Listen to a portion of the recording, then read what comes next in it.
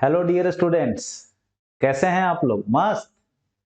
चलिए, तो आज मैं लेके आ गया हूं साइंस में, फिजिक्स में चैप्टर 12 इलेक्ट्रिसिटी का 5वां लेक्चर। ठीक है, और इसमें हम लोग पढ़ने जा रहे हैं रेजिस्टेंस, रेजिस्टिविटी और कुछ न्यूमेरिकल्स करने जा रहे हैं। आ रही बात समझ में? ठीक है, तो बिना टाइम गंवाए जल्दी से पेपर पेन लेके बैठ जाएंगे आप लोग और शुरू करते हैं हमारा आज का लेक्चर। सबसे पहली बात उठती है भैया ये रेजिस्टेंस क्या होता है? हाँ, रेजिस्टेंस के बारे में पढ़ने जा रहे हैं, तो रेजिस्टेंस होता क्या है? आपने ओम्स लॉ में पढ़ा है V equals to I R, where V आपका वोल्टेज है, I करंट है और R क्या था? रेजिस्टेंस था। बात आई याद कुछ? ठीक है, क्या था हमारा? V equals to I R. क्या था? V equals to I R, जहां ये V क्या था हमारा? वोल्टेज या potential difference, potential difference. I क्या था हमारा? करंट। और R क्या था? रेजिस्टेंस।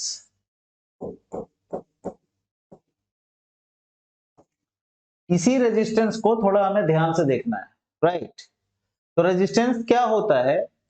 ये प्रॉपर्टी होता है कंडक्टर का which opposes the flow of electric current, जो इलेक्ट्रिक करंट के फ्लो को रोकने का काम करता है, अपोज करने का काम करता है। समझ में आई बात? फ्रिक्शन आपको याद होगा, राइट? फ्रिक्शन क्या करता है पता है? जब कोई ऑब्जेक्ट मूव करता है किसी सरफेस पे, ठीक है, तो वो मोशन के उल्टे डायरेक्शन में लगता है, मोशन को अपोज करता है। यहां भी जब करंट फ्लो करता है तो उसे अपोज करने का काम जो करता है उसे रेजिस्टेंस कहते हैं। समझ में आई बात? बोलिए। करंट जब फ्लो करता है तो करंट को, इलेक्ट्रिक करंट को भी अपोज करता है। वो कंडक्टर का ही प्रॉपर्टी है जो अपोज करता है, उसे ही रेजिस्टेंस कहते हैं। ठीक है, आपने देखा होगा शुरू में जब ये इलेक्ट्रिसिटी चैप्टर शुरू हुआ था तो फ्री इलेक्ट्रॉन्स जब मूव कर रहे थे तो वो टकरा रहा था आपस में, राइट? न्यूक्लियस से टकरा रहा था, है ना? तो टकराने से उसका स्पीड घट जा रहा था, फिर वो आगे बढ़ रहा था, फिर टकरा रहा था। यही तो रेजिस्टेंस है। समझ में आ रही बात? कोलिजन के चलते, मतलब टकराने के चलते रेजिस्टेंस डेवलप होता है। अंडरस्टूड? ठीक है। What is resistance of a conductor? ये कंडक्टर की वो प्रॉपर्टी है जो इलेक्ट्रिक करंट को फ्लो होने से रोकती है। Do you understand? समझ में आई बात? बहुत बढ़िया। अब हम आगे देखेंगे कि भैया ये डिपेंड किस पे करता है कि नहीं? Resistance of a material, right, या कंडक्टर हम बोले, क्यों कंडक्टर इसलिए बोल रहे हैं क्योंकि हमें मतलब कंडक्टर से रेजिस्टेंस सबका होता है, इवन इंसुलेटर का भी होता है। जो माने पुअर कंडक्टर है उसका भी रेजिस्टेंस होगा, राइट, बहुत ज्यादा होगा। ठीक है, रेजिस्टेंस डिपेंड्स ऑन, किस पे डिपेंड करता है? तो देखिए किस पे डिपेंड करता है। रेजिस्टेंस डिपेंड करता है material of the conductor. Do you understand? Conductor किस मटेरियल का बना हुआ है इस पे भी डिपेंड करता है।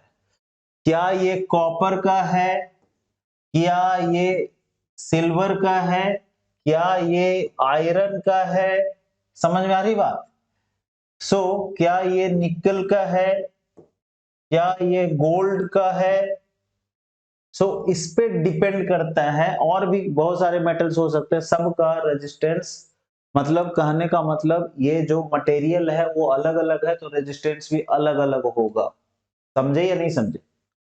उसी तरह से ये एरिया ऑफ क्रॉस सेक्शन पे भी डिपेंड करता है, लेंथ पे भी डिपेंड करता है, टेम्परेचर पे भी डिपेंड करता है। तो एक एक करके थोड़ा सा हम इसे देखेंगे अच्छे से।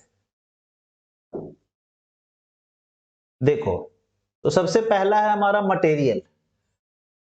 सबसे पहले मटेरियल की बात क्या करते हैं ना कि एक ना हम सर्किट बना लेते हैं। अब क्या करेंगे, यहाँ पे अलग अलग मटेरियल का हम लोग इसमें यूज करने वाले हैं। ठीक है, जैसे मान लो अभी मैंने ये देखो, ये जो व्हाइट कलर में मैं आपको दिखा रहा हूं, ठीक है, ये मान लो कॉपर है, राइट। अब इसका जो भी लेंगे उसका लेंथ, ठीक है, लेंथ मान लो, लेंथ मैंने ले लिया 1 metre. Area of cross section, area मान लो है ये, कुछ भी ले लेते हैं, एरिया है से 0.1 मीटर स्क्वायर। बहुत ज्यादा है बट कोई बात नहीं, समझने के लिए, राइट। और क्या वायर लिया है, अभी अभी मैंने लिया है से कॉपर लिया है, ठीक है, नंबर 1 में कॉपर लिया है। सो इसका रेजिस्टेंस जब हम मेजर करेंगे तो कुछ आएगा, ठीक है, इसका रेजिस्टेंस मान लिया कुछ आ गया। फिर दूसरे नंबर पे अभी क्या करेंगे कि हम लोग ले लेंगे, अभी ये जो कॉपर वायर लिया उसके जगह पे कोई दूसरा वायर ले लेते हैं, ठीक है। मान लो अभी मैंने ले लिया ये सिल्वर, सपोज सेम रहेगा, एरिया और लेंथ क्या रहेगा, सेम टू सेम रहेगा, एरिया और लेंथ सेम टू सेम रहेगा, माने सेम मोटाई का लेंगे, सेम लंबाई का लेंगे। तो हमारा ये जो अभी सिल्वर लिया है इसका भी कुछ रहेगा सर, राइट। अच्छा, कॉपर का मान लेते हैं कि क्या था, कॉपर का रेजिस्टेंस मान लिया x था, राइट। तो सिल्वर का मान लो आ गया y। उसी तरह से थर्ड में हम ले लेते हैं अभी से कोई और दूसरा वायर ले लेते हैं, ये ले लिया मान लो आयरन ले लिया, suppose this is iron, same length 1 metre, area of cross section 0.1 metre. तो आयरन का थर्ड क्या ले लिया, आयरन का, इसका मान लिया आ गया Z। इसी तरह अलग अलग मटेरियल का, अलग अलग मेटल्स का हम लोग इसमें चेक करेंगे, मटेरियल सबका अलग अलग है, लेंथ और एरिया हम सेम रखेंगे। तो हम देखेंगे कि हर किसी का जो रेजिस्टेंस है वो अलग अलग आ रहा है, कॉपर का X आ गया, उसका Y आ गया, Z आ गया, अंडरस्टूड, सब अलग अलग आया। इसका क्या मतलब है, भैया लेंथ एरिया अगर आप सेम भी रखते हैं तो मटेरियल अलग रखने से रेजिस्टेंस हमारा अलग हो जाता है, कोई शक, यानी कि मटेरियल पे तो डिपेंड करता ही करता है। समझ में आई बात। उसी तरह से एरिया ऑफ क्रॉस सेक्शन पे चेक करने के लिए हम क्या करेंगे, समझना ध्यान से, एरिया ऑफ क्रॉस सेक्शन, तो लेंथ हम सेम रखेंगे, लेंथ को सेम रखेंगे सर, ठीक है, लेंथ को सेम रखेंगे,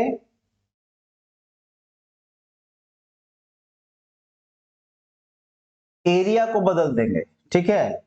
जैसे फर्स्ट केस में मान लिया, ले लिया मैंने 0.1 मीटर स्क्वायर एरिया वाला, ठीक है, तो ये ले लिया एक वायर जिसका 0.1 मीटर है।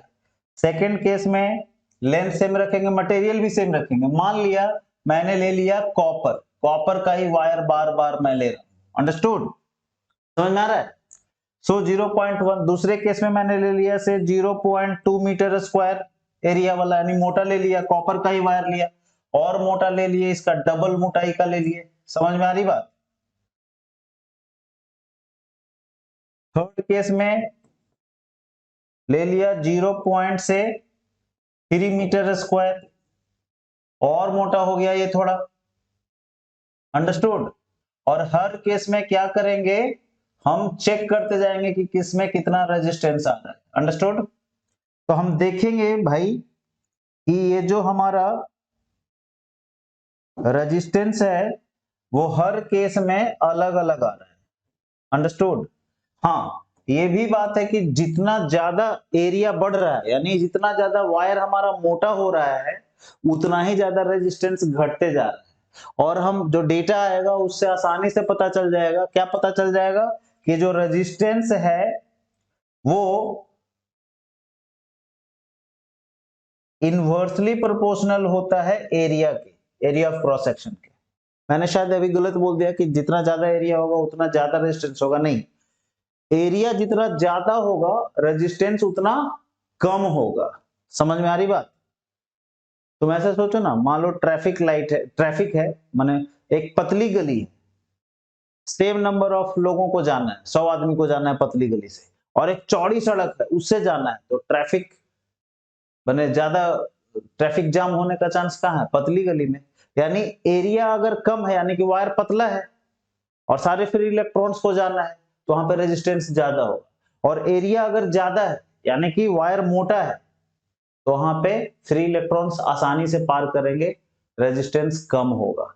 यानी कि जो डेटा आएगा वहां से हमें क्या पता चलेगा कि जो रेजिस्टेंस होता है वो एरिया ऑफ क्रॉस सेक्शन के यानी वायर के मोटाई का इनवर्सली प्रोपोर्शनल होता है। समझ में आई बात? बहुत अच्छा।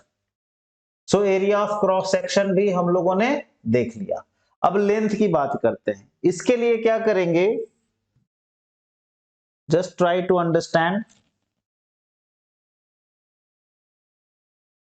एरिया ऑफ क्रॉस सेक्शन को हम लोगों ने फिक्स कर लेंगे,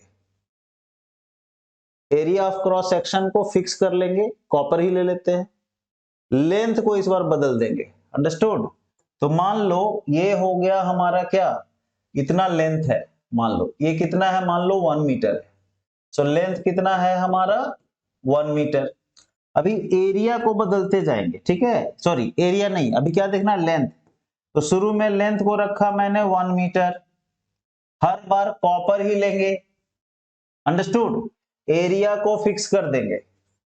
किसे फिक्स करेंगे? अभी एरिया लेंथ चेक करना है ना, तो एरिया को फिक्स कर देंगे। एरिया ए जो है हमारा उसको मैं फिक्स कर देता हूं से 0.1 मीटर स्क्वायर, अंडरस्टूड? और लेंथ को चेक करना है तो बार बार लेंथ को बदलेंगे। तो पहली बार लिया एल लिया 1 मीटर, तो रेजिस्टेंस का कुछ वैल्यू आएगा, ठीक है। दूसरी बार लेंथ को ले लिया 2 मीटर, तो फिर से रेजिस्टेंस का कुछ वैल्यू आएगा, है ना? अभी लेंथ ये 1 मीटर, अभी 2 मीटर का कर देंगे तो और थोड़ा दूर हो जाएगा, है कि नहीं? मान लो 2 मीटर का मान लो यहां तक हो गया, राइट, ये 2 मीटर। उसी तरह से जब हम ये रेजिस्टेंस का कुछ वैल्यू आएगा 2 मीटर का रहेगा, तो उसी तरह जब लेंथ को मान लो 3 मीटर कर दिए तो फिर से रेजिस्टेंस का कुछ वैल्यू आएगा। इस तरह हम क्या करेंगे कि कॉपर के ही सेम मोटाई वाला, same area of cross section वाला, ठीक है, अलग अलग लेंथ के वायर को लेंगे और हर बार रेजिस्टेंस को चेक करेंगे। तो ऐसा करने से हमें क्या पता चलेगा कि ये जो रेजिस्टेंस होता है ये लेंथ के डायरेक्टली प्रोपोर्शनल होता है, यानी लेंथ ऑफ द वायर का, लेंथ ऑफ द कंडक्टर का डायरेक्टली प्रोपोर्शनल होता है। यानी लेंथ बढ़ाएंगे तो रेजिस्टेंस बढ़ेगा, लेंथ घटाएंगे तो लेंथ रेजिस्टेंस घटेगा। समझे या नहीं समझे? आप सेम एग्जांपल मैं लेता हूं, एक एक पतली सी पतली सी सड़क है, ठीक है, और उसमें एक लंबी सी सड़क है, माने रोड की चौड़ाई सेम है लेकिन लंबाई बहुत ज्यादा है। तो जितना लंबा रहेगा और बहुत भीड़ है उसमें, तो आप चलेंगे तो आपको ज्यादा देर तक ना, ज्यादा धक्का मुक्की होगा, बहुत देर तक, यानी रेजिस्टेंस ज्यादा हो। और दूसरे कंडीशन में चौड़ाई रोड का आप सेम रखो लेकिन उसका लंबाई को कम कर दो। मान लो 85 मीटर लंबा रोड है, तो 50 मीटर पार करने में रेजिस्टेंस कितना ही कम ही फील होगा ना हमें। और वही 2 किलोमीटर रहेगा, 1 किलोमीटर रहेगा तो हमें ज्यादा रेजिस्टेंस फील होगा। समझ में आ रही बात या नहीं आ रही है? ठीक है। सो लेंथ के डायरेक्टली प्रोपोर्शनल होता है हमारा रेजिस्टेंस ऑफ द कंडक्टर। कोई दिक्कत सर? Very good. तो लेंथ भी हो गया। अब बचा एक हमारा टेम्परेचर। देखो टेम्परेचर क्या होता है कि ये जो रेजिस्टेंस होता है, जब माने इन जनरल इसका थोड़ा अलग अलग जो हमारे पास जो अलग अलग मटेरियल है उसमें जो रेजिस्टेंस टेम्परेचर के साथ जो रेजिस्टेंस वेरिएशन दिखाता है वो थोड़ा अलग अलग दिखाता है। बट इन जनरल हम लोग क्या बोल सकते हैं, ठीक है, कि नॉर्मली ये जो हमारा रेजिस्टेंस होता है वो डायरेक्टली प्रोपोर्शनल होता है टेम्परेचर के। इसका क्या मतलब, जब टेम्परेचर बढ़ाएंगे तो रेजिस्टेंस बढ़ेगा, जब टेम्परेचर घटाएंगे तो रेजिस्टेंस घटेगा। हम जो भी बात करेंगे क्लास 10 में, समझ में आ रही बात, उसमें हम ये मान के चलेंगे कि हमारा जो टेम्परेचर है वो फिक्स है, अंडरस्टूड? टेम्परेचर कांस्टेंट करके रखा है, और तब हम ये एक्सपेरिमेंट कर रहे हैं। अंडरस्टूड? तो जब टेम्परेचर कांस्टेंट कर दिए तो टेम्परेचर के साथ वेरिएशन ही नहीं रहेगा रेजिस्टेंस का। समझ में आ रही बात? चलिए बहुत बढ़िया। तो ये सब जो चीजें हम लोगों ने देखी, यहां से हम क्या एक फॉर्मूला बना सकते हैं। ठीक है, इसको मैं इरेज कर देता हूं सो दैट थोड़ा पूरा ही साफ करते हैं। यहां से क्या फॉर्मूला हमारा आएगा, क्या देखा कि ये जो रेजिस्टेंस है वो डायरेक्टली प्रोपोर्शनल होता है किसके? लेंथ के। फिर क्या देखा कि ये इनवर्सली प्रोपोर्शनल है एरिया के। अब इन दोनों को अगर कंबाइन कर दे तो क्या हो जाएगा? L by A. Resistance is directly proportional to L by A, कोई शक? और जब इस प्रोपोर्शनलिटी को आप जब हटाते हैं तो आपको पता है इक्वल टू का साइन आता है और वहां पे आप एक कांस्टेंट टर्म लगाते हैं, है कि नहीं? इतना तो पता है आपको। और ये और नहीं पता तो जान लीजिए, प्रोपोर्शनलिटी का साइन जब हटाते हैं, जब इक्वल टू आता है तो एक कांस्टेंट आता है। और यहां पे ये कांस्टेंट जो आएगा वो क्या है पता है? इसे बोलते हैं रो, और रो ऐसे लिखा था, और ये रेजिस्टिविटी ऑफ द मटेरियल है। अभी मैं बताता हूं आपको। सो रो L बाई ए, ये रहा आपका फॉर्मूला किसका? रेजिस्टेंस का। यानी कि ये मटेरियल जो मैंने बोला था मटेरियल पे डिपेंड करता है, ये वही चीज है। अंडरस्टूड? और ये है L for length of the conductor and A is the area of cross section of the conductor. कुछ समझ में आया? R क्या है? सबका यूजुअल मीनिंग है भाई जो होता है। R क्या है? R है रेजिस्टेंस। L क्या है? लेंथ किसका? कंडक्टर का। A क्या है? Area of cross section. देखो उधर लिखा हुआ है एरिया ऑफ क्रॉस सेक्शन, या सिंपली बोलिए एरिया, है ना? और रो क्या है? रो है resistivity. Resistivity, resistivity, RESISTIVIT, resistivity of the material. Understood? तो इस फॉर्मूले को ध्यान में रखेंगे, बोर्ड पॉइंट ऑफ व्यू से काफी ज्यादा इंपॉर्टेंट फॉर्मूला है ये। ठीक है, आपको क्वेश्चन दे देगा और बड़ा आसान आसान क्वेश्चन आएगा, हम खटाक से बनाएंगे फुल मार्क्स। राइट? न्यूमेरिकल से मार्क्स वार्क्स नहीं करता है सर। अंडरस्टूड और नॉट? बहुत बढ़िया, समझो मैथ का क्वेश्चन जैसा रहेगा। ठीक है, कोई दिक्कत? अब थोड़ी बात कर लेते हैं और बढ़ते हैं नेक्स्ट स्लाइड पे। देखो ये जो हमारा क्या था, ये जो R था, क्या फॉर्मूला आया? रो L बाई ए।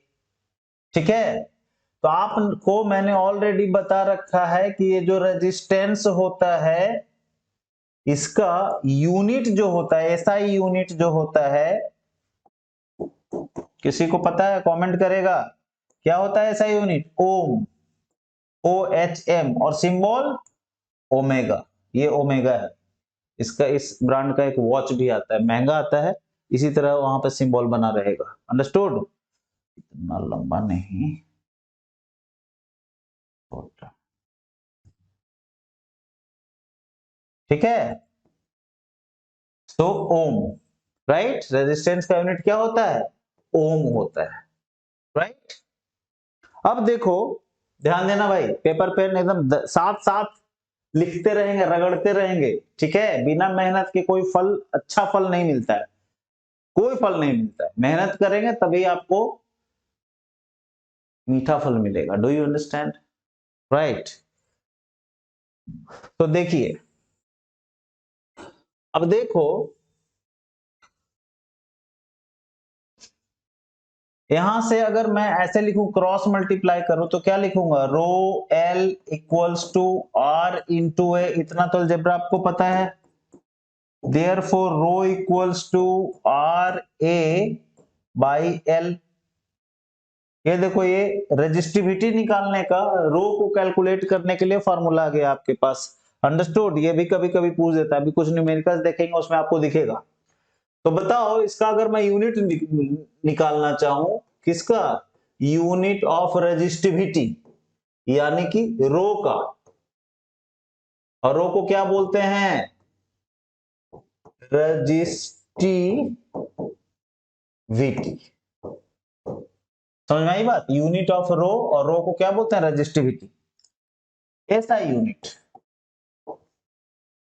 अब देखो फॉर्मूला तो हमारे पास है, क्या है फॉर्मूला? देखो भैया, R A by L, R A by L सबका यूनिट रख दो यहाँ पे।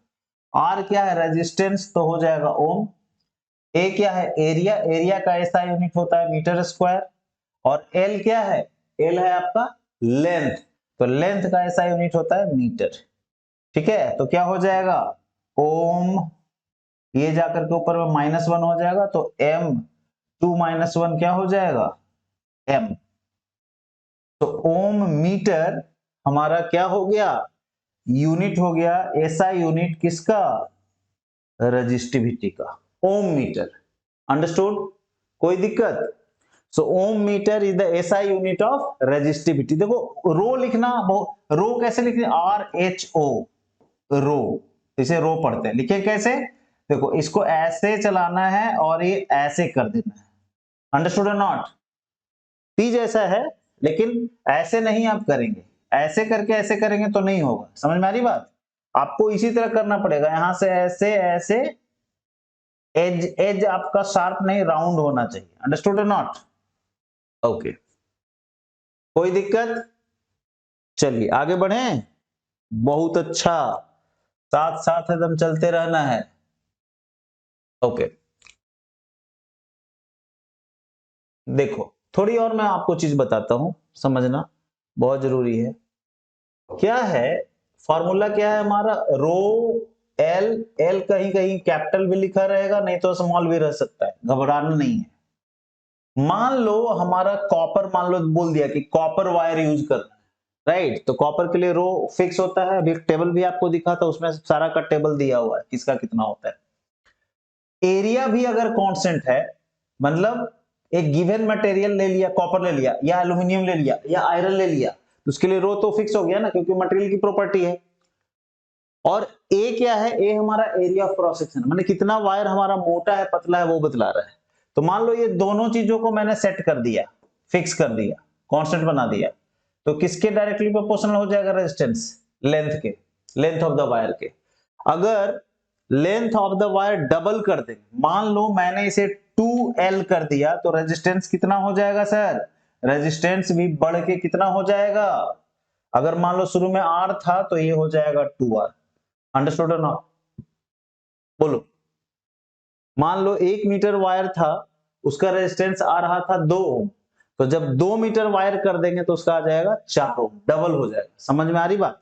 और मान लो आपने एल को हाफ कर दिया, तो उस केस में जो भी रेजिस्टेंस पहले से था वो हाफ हो जाएगा। यही तो मतलब होता है डायरेक्टली प्रोपोर्शनल का। समझ में आ रही बात? बहुत अच्छा। और अगर मैं क्या कर रहा हूं अभी, मैं इसको तो कांस्टेंट है ही, कॉपर है ही, मान लिया कॉपर ले लिया, अभी लेंथ को भी फिक्स कर दिया, अभी एरिया को मैं चेंज कर रहा हूं, तो एरिया के साथ क्या रिलेशन है? Inversely proportional. आई बात समझ में? एरिया के साथ इनवर्सली प्रोपोर्शनल। कहने का मतलब शुरू में मान लो एरिया ए था, उस समय मेरा रेजिस्टेंस आर था, अभी एरिया को मैंने डबल कर दिया, तो रेजिस्टेंस क्या हो जाएगा? हाफ हो जाएगा, क्योंकि इनवर्सली प्रोपोर्शनल है ना सर। ये डबल तो ये हाफ, राइट? जितना बढ़ेगा उतना ही घटेगा ये, राइट? मान लो इसे 4 टाइम्स आपने कर दिया, तो रेजिस्टेंस भी 4 टाइम्स, 1/4 टाइम्स घट जाएगा, मतलब रेजिस्टेंस शुरू में जितना रहेगा उसका 1/4 ही बचेगा। अगर एरिया को आपने हाफ कर दिया, तो रेजिस्टेंस यहां से बढ़ करके ये डबल हो जाएगा। समझ में आ रही बात? यही तो होता है इनवर्सली प्रोपोर्शनल का मतलब। ठीक है, अगर इतना समझ में आ गया आपको, तो क्वेश्चन में तो आप गदर मचा देंगे, राइट? अब ये देखिए आपको टेबल एक दिख रहा होगा, ठीक है, ये अलग अलग मटेरियल है, ठीक है, उसका रेजिस्टिविटी दिया हुआ है, देखो दिख रहा है आपको, रो, यही रो है, और उसका वैल्यू दिया हुआ है। अंडरस्टूड और नॉट? सो ये रो है, दिख रहा है सर? रेड से दिखाता हूं मैं आपको, this is rho, unit ohm metre resistivity at 20 degree Celsius. ये 20 डिग्री सेल्सियस पे, ये 20 डिग्री सेल्सियस पे ये सारा वैल्यू दिया हुआ है, राइट। सिल्वर का है 1.59 इंटू 10 टू द पावर 8, ठीक है। कॉपर का 1.68 10 टू द पावर -8, गोल्ड का 2.24 10 टू -8। यानी कहने का मतलब ये जो हमारा मेटल सब है ना, they all are metals, silver, copper, gold, aluminium, calcium, tungsten, zinc, nickel, iron, lead, है ना। ये सब का किस रेंज में है, देखिए 10 का पावर -8, 10 का -8।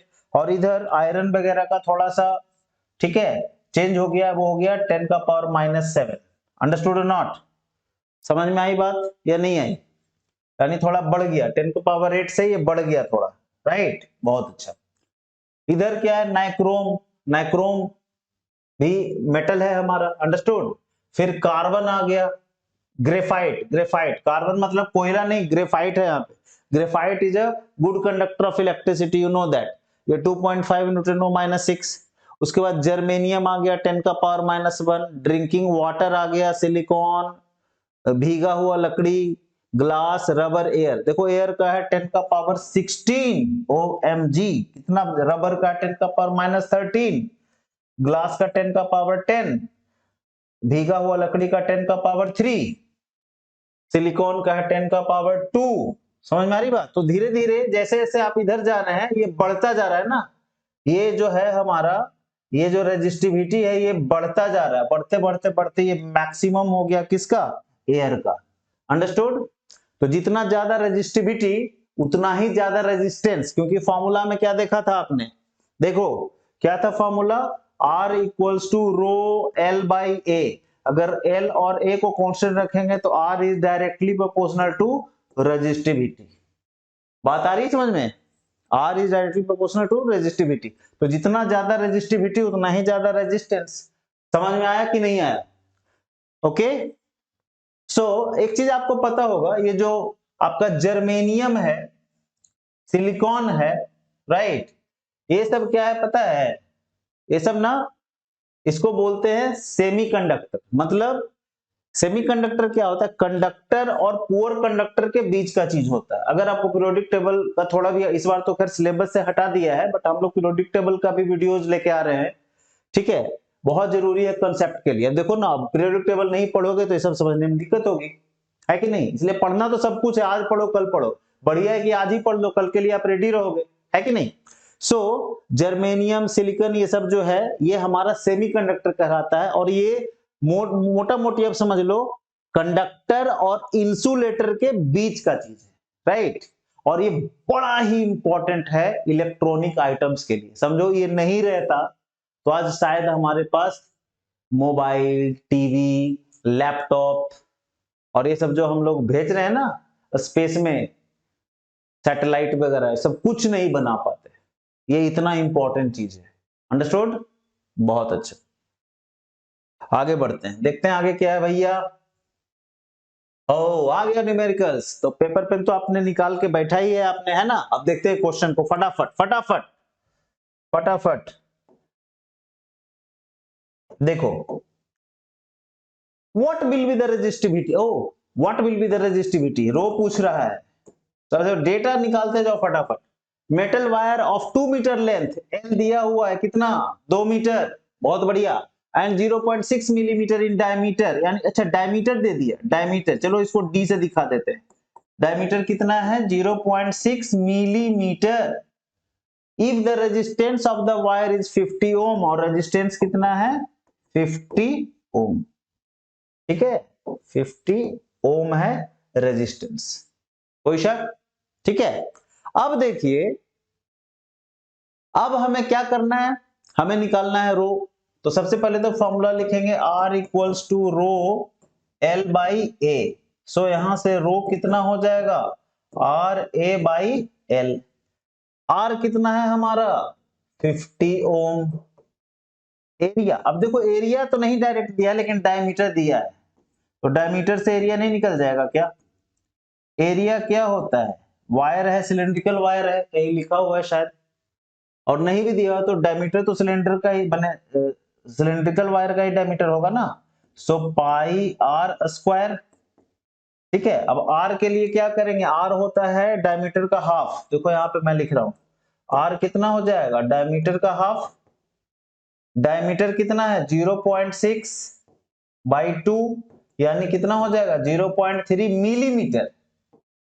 अच्छा, मिली को क्या करेंगे, हमको ऐसा यूनिट में सब कुछ रखना पड़ेगा। तो मिली का मतलब होता है 10 का पावर -3, इतना मीटर हो गया। अंडरस्टूड, मिली का मतलब 10 का पावर -3। उसी तरह अगर किलो रहता तो 10 का पावर 3, 1000 है ना।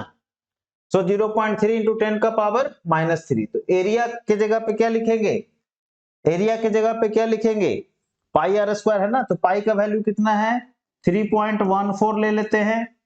रेजिस्टेंस सॉरी रेडियस कितना आ गया 0.3 इंटू 10 का पावर -3 का होल स्क्वायर। होल स्क्वायर क्यों, क्योंकि आर स्क्वायर है, ये हो गया एरिया। इसे ही यहां पे पुट कर देंगे।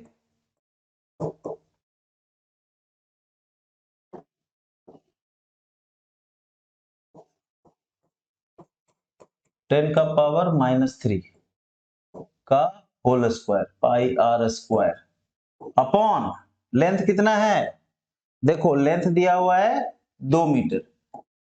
दैट्स इट, इसे ही तो आपको सॉल्व करना है। बहुत आसानी से इसको सॉल्व कर लेंगे and that will be your answer. और आंसर क्या चीज में आएगा, रो निकालना है ना सर। रो जो भी सॉल्व करके आएगा वो क्या होगा, ohm metre. This is your answer. इसको सॉल्व कर लेंगे, ज्यादा डिफिकल्ट नहीं, बहुत आसान है। ठीक है, अच्छा 3.14 को आप क्या लिख सकते हैं, 3.14 के जगह पे आप क्या लिख सकते हैं बोलिए, 3.14 की जगह पे 22/7 लिख सकते हैं। तो 7 नीचे आ जाए, 2 से काट दीजिए, 11 टाइम्स कटेगा, राइट। अब क्या करेंगे, ये सब को मल्टीप्लाई करेंगे और 7 से डिवाइड करेंगे, राइट। देखो लगभग कितना जाए, मैं रफली बताता हूँ। ऊपर में है 50 इंटू 11 इंटू 0.3, 2 बार हो जाएगा ना, 0.3 इंटू 0.3, ठीक है, इंटू 10 का पावर -6 हो जाएगा। ठीक है, डिवाइडेड बाई 7, राइट। ये देखो, ये एक 0.3 है, यहाँ पे 50 है, तो ये खत्म हो जाएगा, ये पॉइंट चला जाएगा। तो 5 इंटू 11 इंटू 3 इंटू 3, 3 3 9, 11 9 जा 99, 99 इंटू 5 बाई 7, क्या हो जाएगा 99 इंटू 5 बाई 7, और ऊपर में 10 का पावर -6। इसी को सॉल्व कर लेंगे, आ जाएगा आंसर। अंडरस्टूड, मैं उसमें डिटेल में नहीं जाना चाहता हूं, ठीक है, आप इसको कर लेंगे, आई नो दैट। हाँ, the resistivity of a material metal wire is, देखो रेजिस्टिविटी अभी दिया हुआ है इस क्वेश्चन में, फटाफट एकदम बनाएंगे भाई। रो का वैल्यू दिया हुआ है 10 इंटू 10 का पावर -8 ओम मीटर, बहुत बढ़िया।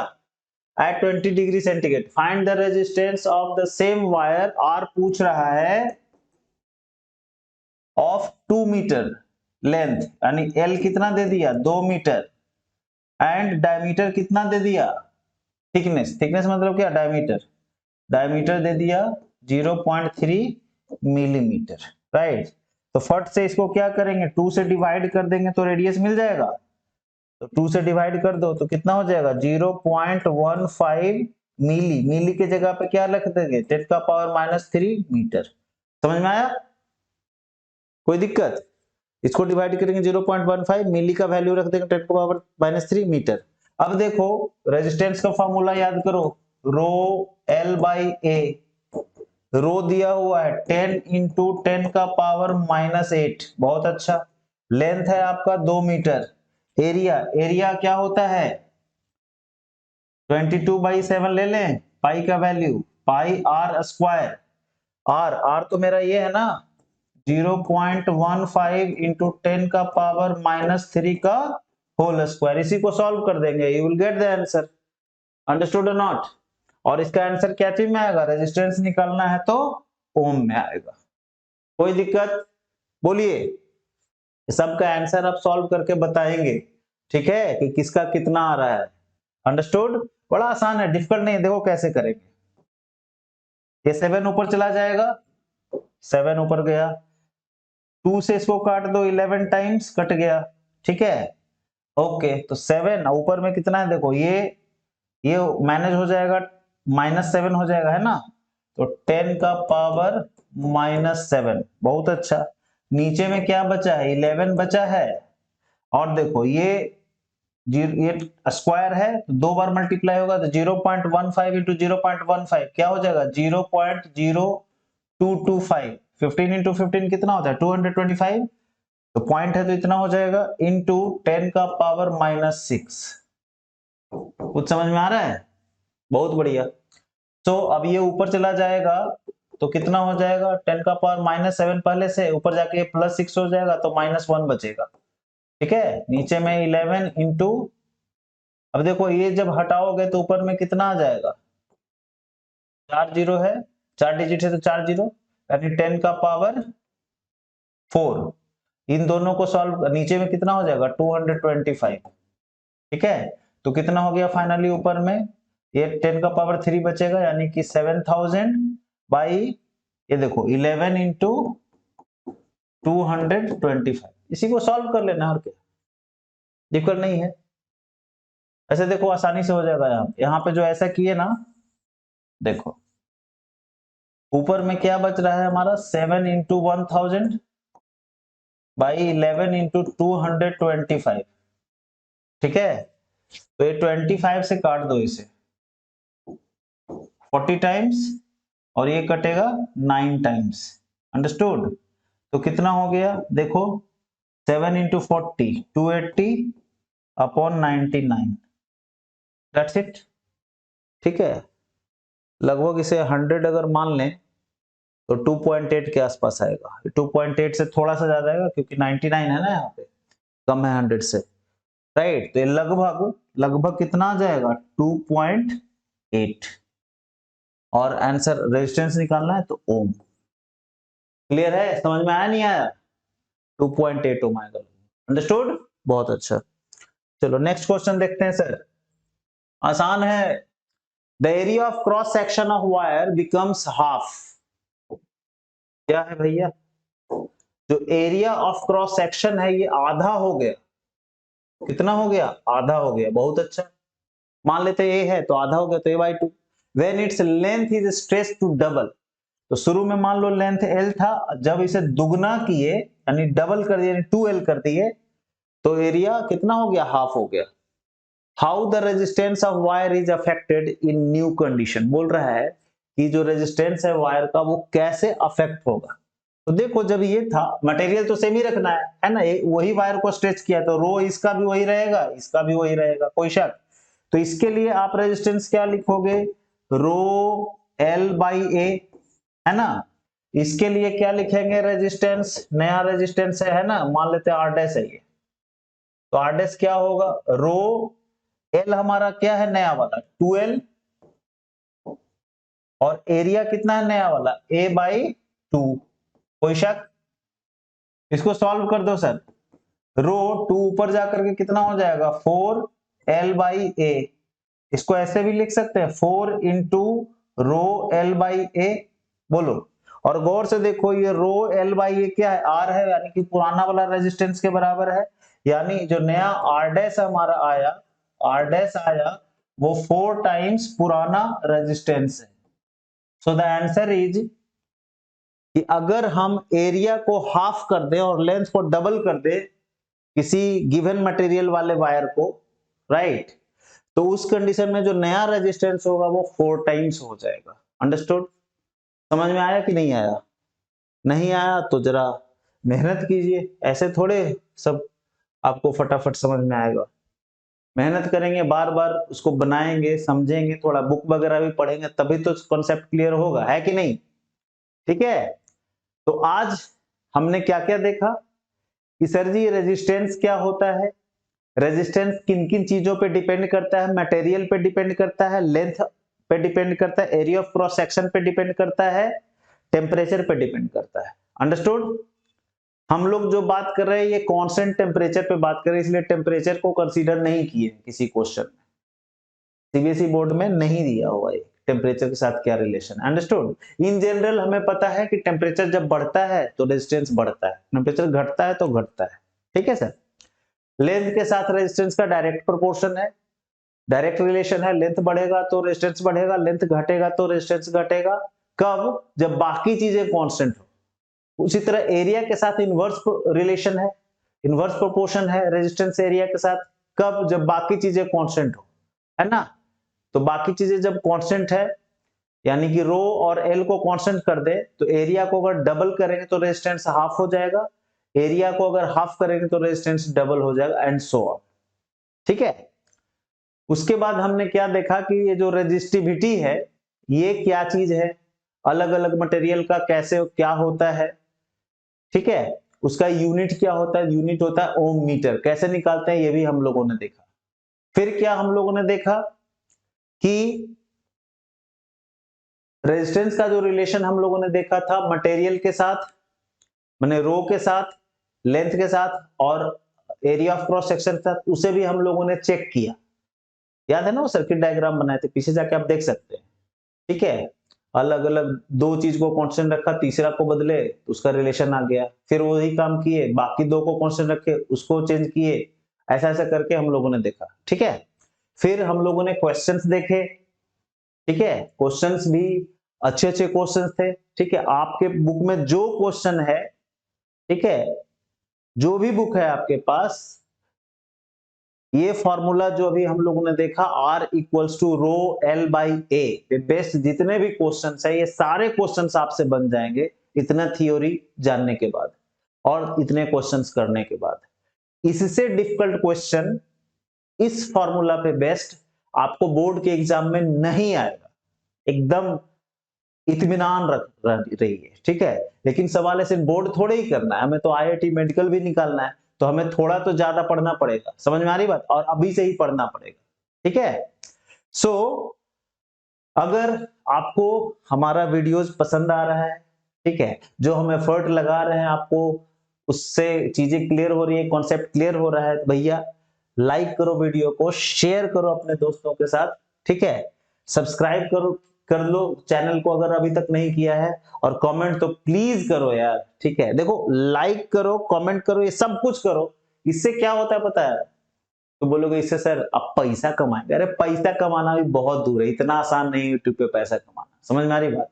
बट इससे क्या होता है ना कि हमें लगता है ना कि बच्चे ना इंटरेस्ट ले रहे हैं। आप वीडियोस देखते ही हमें पता है, बट लाइक करेंगे ना, ठीक है, तो हमारा ना कॉन्फिडेंस बढ़ जाता है। ठीक है।